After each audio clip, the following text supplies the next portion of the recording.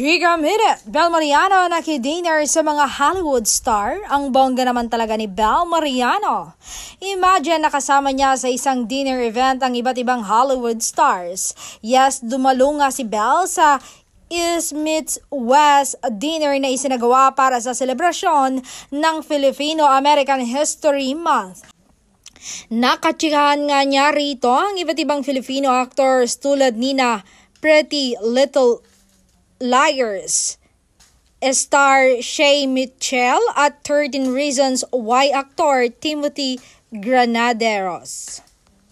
Nakasama rin niya ang batikang direktor na si Love Diaz, Filipino actress Kristen Villanueva na bumida sa The Pit at Ana Maria Perez de Tagle ng Camp Rock. Honored and grateful ang dyan si superstar dahil naging guest din siya sa morning talk show na Good Day LA para i-promote ang pelikula nilang Meet Great and Buy na ipapalabas sa Amerika bago ang Thanksgiving.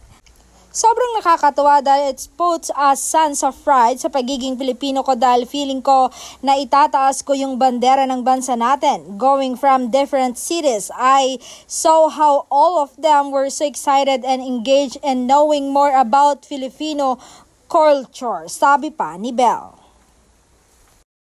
Sa ngayon ay nakabalik na sa bansa si Bel at sunod-sunod na ang mga reatsadang event para sa Meet Great and Buy. Bibisita na sina Piolo Pascual, Joshua Garcia, Juan Carlos, Bel at Maricel Sorianos sa SM City, Caloocan sa November 8 at SM City, Dasmariñas sa November 9.